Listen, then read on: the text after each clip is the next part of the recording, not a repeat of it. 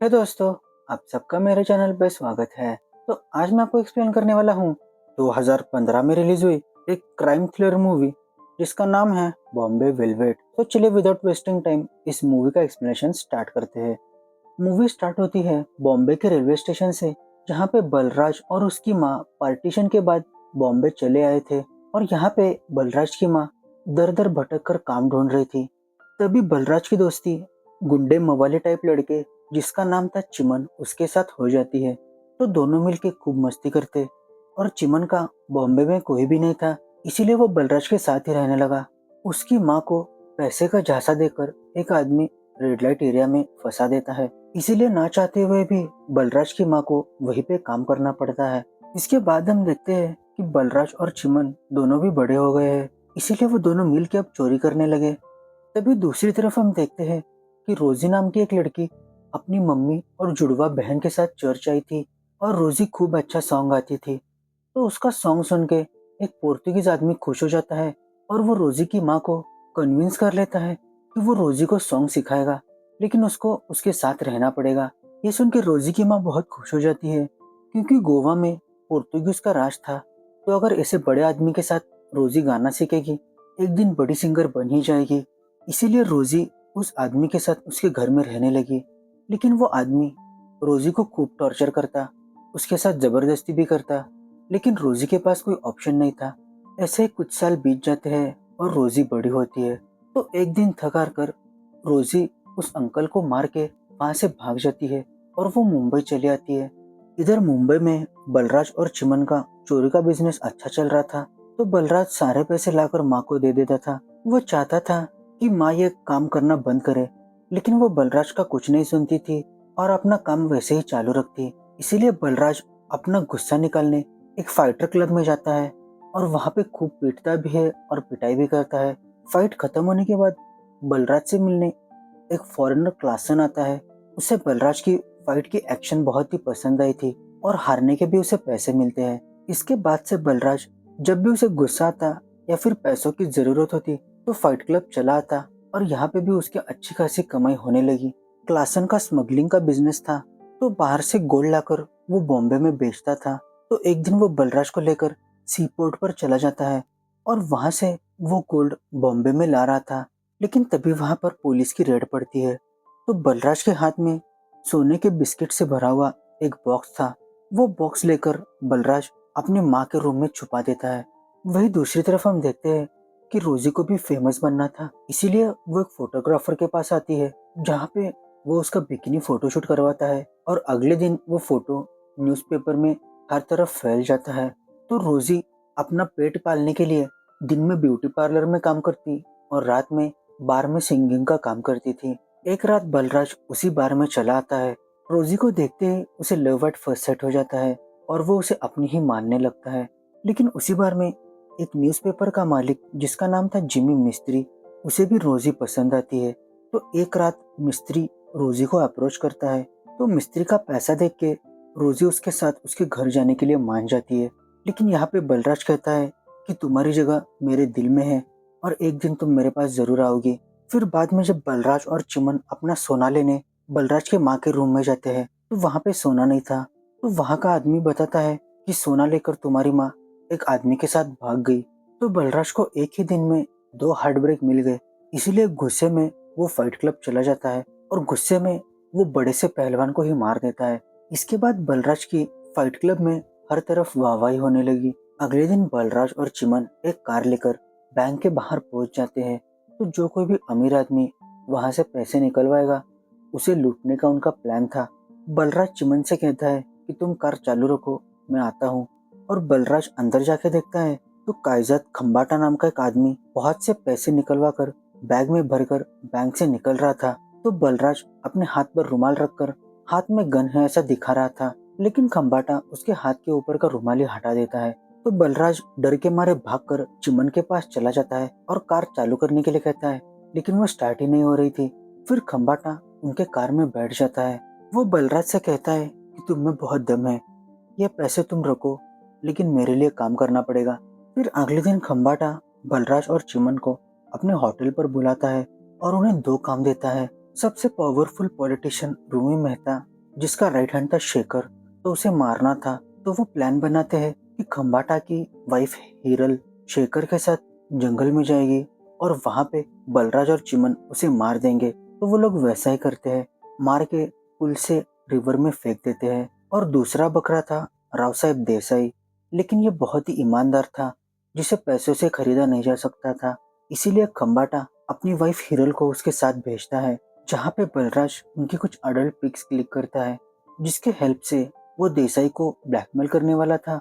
और इन सब से उसे रियल एस्टेट में काफी फायदा होने वाला था। इसके बाद सीन शिफ्ट होता है जिमी मिस्त्री और रोजी की तरफ। तो देसाई ने जिमी को उस फोटो के निगेटिव्स निकलवाने का काम दिया था। तो जिमी रोजी को बलराज के पास भेजता है, तो मैं उसके पास जाकर वो निगेटिव्स मुझे ला के देनी होगी। तो रोजी भी इस बात को मान जाती है। ये तो बड़े काम करने की खुशी में खम्बाटा बलराज और चिमन को बॉम्बे वेलवेट का मैनेजर बना देता है, जहाँ पे बलराज बॉम्बे वेलवेट को बहुत ही अच्छे से रिनोवेट करता है, जिसके कारण काफी बड़ी बड़ी हस्तियां इस होटल में आने लगी और ये होटल काफी अच्छे से चलने लगा। तो रोजी भी बलराज से मिलने यहीं पे आती है और वो उसे कहती है कि उसे सिंगिंग का काम चाहिए। तो बलराज पहले से उस पर लट्टू था और इसमें उसी का फायदा था, हमेशा रोजी उसके आंखों के सामने रहेगी। अब धीरे धीरे रोजी और बलराज की भी दोस्ती होने लगी और यही दोस्ती प्यार में बदल जाती है। रोजी अब बलराज के साथ उसके घर में ही रहने लगी। उधर दूसरी तरफ शेखर के मरने के बाद उसकी जगह खम्बाटा ने ले ली थी। तो रूमी मेहता की हेल्प से हर प्राइम लोकेशन पर खम्बाटा अपनी पकड़ बनाने लगा और बॉम्बे वेलवेट में भी खूब शराब बिकती थी। तो इन सब के बारे में जिमी मिस्त्री अपने न्यूज़पेपर में रोज लिखता था। तो एक दिन जिमी जब बॉम्बे वेलवेट आया था, तो वो चुपके से रोजी के रूम में चला जाता है, लेकिन वहां पे रोजी नहीं थी। लेकिन उसे जाता हुआ बलराज देख लेता है। तो यहाँ पे बलराज जिमी को खूब डांटता है और फिर से अगर बॉम्बे वेलवेट में दिखे तो तुम्हें मार दूंगा, ऐसा धमका कर उसे वहां से भिजवाता है। अब खम्बाटा रूमी मेहता के साथ सारी इम्पोर्टेंट मीटिंग्स बॉम्बे वेलवेट में ही लेने लगा। तो खम्बाटा की प्लानिंग थी कि बॉम्बे जो है वो 7 आइलैंड्स पर बेस्ड था और बीच में पानी था। तो उस पानी को पूरा मिट्टी से भरकर एक बड़ा बॉम्बे बनाना था और खम्बाटा की नजर थी नरीमन पॉइंट पर। वहां पर उसे मैनहट्टन की तरह डेवलपमेंट करनी थी। लेकिन रीडेवलपमेंट कमीशन के हेड थे राव साहेब देसाई और उनकी प्लानिंग थी कि नरीमन पॉइंट पर एक बड़ा कमर्शियल कॉम्प्लेक्स बनाएंगे और खूब सी ऐसी बिल्डिंग्स प्लान थी। लेकिन उसे फोटो से ब्लैकमेल करके वो सारी रीडेवलपमेंट दूसरी जगह पे शिफ्ट की जाती है, जहाँ पे कुछ मिल्स थी। लेकिन इस मिल के वर्कर इस रीडेवलपमेंट से नाराज थे। वो इस बात के खिलाफ थे कि अगर यहाँ पे मिल्स बंद हो जाएंगी तो हमारा क्या होगा। इसलिए वो लोग इस रीडेवलपमेंट के खिलाफ नारेबाजी कर रहे थे। वो चाहते थे कि जितनी भी डेवलपमेंट होगी उससे गरीबों का फायदा होना चाहिए, ना कि इन अमीर लोगों का। और ये रीडेवलपमेंट का टेंडर जायसवाल और मित्तल ही भर रहे थे और ये मिल्स भी उन्हीं की थी। लेकिन फिर भी ये लोग गरीबों का पेमेंट टाइम पर नहीं दे रहे थे। इस बात को लेकर भी सारे मजदूर ये मोर्चा निकाल रहे थे। तो खम्बाटा और रूमी मेहता ये मोर्चे वालों को चुप कराना चाहते थे। इसीलिए बलराज और चिमन को देशपांडे को रास्ते से हटाने का काम दिया जाता है। बलराज और चिमन वो सक्सेसफुली कर भी देते हैं।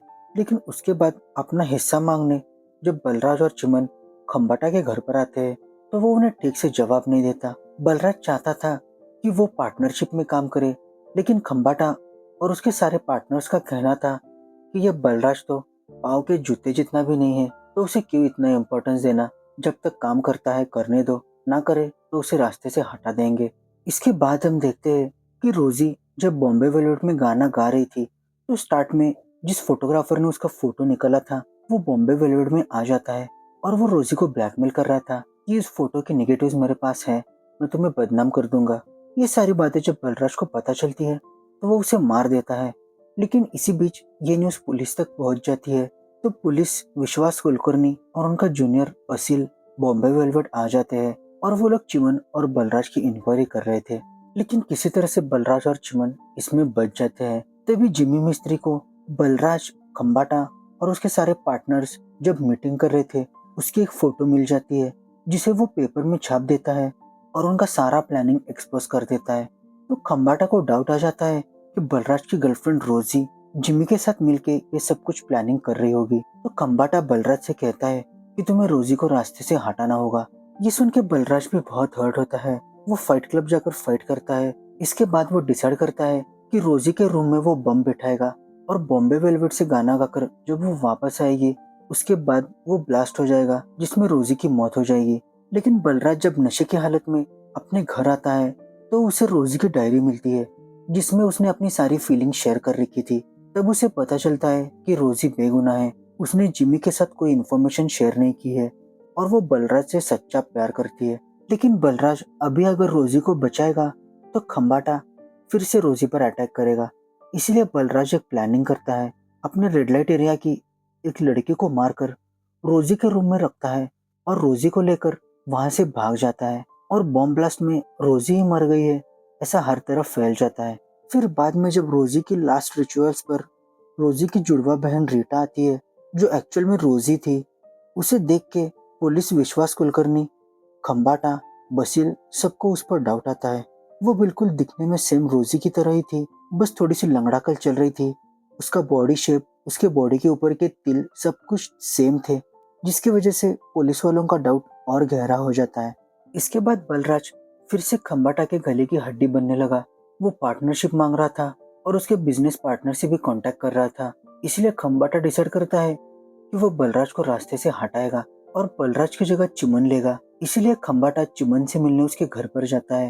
लेकिन चिमन तो बलराज का खास दोस्त था, इसलिए वो बलराज के साथ खड़ा रहता है। खम्बाटा जब शूट आउट प्लान करता है तो चिमन अपनी जान दे देता है। फिर बलराज जब पैसे लेकर चिमन की वाइफ के पास चला जाता है तब वो कहती है कि उसे सब कुछ पता है। चिमन की जिंदगी तेरे सर पर उधार है, तू यहाँ से चला जा और मुझे कुछ भी नहीं चाहिए। पुलिस वालों को भी उस डेड बॉडी के बारे में सब कुछ पता चलता है कि वो लाश रेड लाइट एरिया की एक लड़की की है। इधर बॉम्बे वेलवेट भी बंद था और बलराज भी एक होटल में अंडरग्राउंड हो गया था। वो रोजी को भी वहीं पर बुला लेता है। उधर दूसरी तरफ पुलिस विश्वास कुलकर्णी, रूमी मेहता, कमिश्नर सब लोग बलराज को ढूंढ रहे थे क्योंकि उन्हें उसके खिलाफ पुख्ता सबूत मिल गया था। अगर बलराज ने मुंह खोला तो उनका सारा प्लान बाहर आ जाएगा। इसीलिए खम्बाटा, रूमी और कमिश्नर बलराज का मुंह बंद कराना चाहते थे। इधर बलराज और रोजी के बीच में झगड़ा होता है। बलराज चाहता था कि रोजी बॉम्बे से दूर गोवा चली जाए।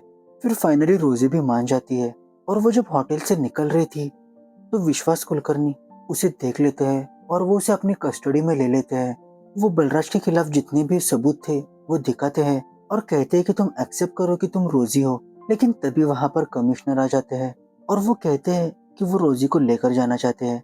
लेकिन जाते वक्त कमिश्नर रोजी को बेहोश कर देते हैं और खम्बाटा के पास चले जाते हैं। और खम्बाटा बलराज को ब्लैकमेल कर रहा था कि अगर रोजी चाहिए तो बॉम्बे वेलवेट चले आओ। लेकिन तभी विश्वास कुलकर्णी भी बलराज को ट्रैक कर लेता है। तो किसी तरह से भेस बदलकर वो वहां से भाग निकलता है और बॉम्बे वेलवेट चला जाता है। वहां पे उन दोनों में काफी झगड़ा होता है। इसी बीच बलराज रोजी को गोली मार देता है और कहता है कि इस फाइटर को मार के रोजी को लेकर जाओ, उसके पास बस 15 मिनट है। तो बलराज किसी तरह से 10 मिनट में उस फाइटर को मार देता है और रोजी को लेकर जब वो बॉम्बे वेलवेट से बाहर आता है तब विश्वास कुलकर्णी बलराज से कह रहे थे कि तुम सरेंडर करो, लेकिन वो कुछ नहीं सुन रहा था। तभी पीछे से कमिश्नर बलराज को गोली मार देते हैं, लेकिन यहाँ पे रोजी की जान बच जाती है। फिर हमें पोस्ट क्रेडिट में दिखाया है कि रोजी वहां से गोवा चली गई और वो अभी तक जिंदा है। गोवा के क्लब्स में वो बलराज के लिए अभी भी गाना गाती है और नरीमन पॉइंट पर जो डेवलपमेंट हुई है वो सारी खम्बाटा ने की है। तो ये मूवी रियल इंसिडेंट पे बेस्ड है। तो आपको ये बॉम्बे वेलवेट मूवी कैसी लगी जरूर मुझे कमेंट सेक्शन में बताना, और अच्छी लगी होगी तो मेरे चैनल को जरूर सब्सक्राइब करना। Thanks for watching the video.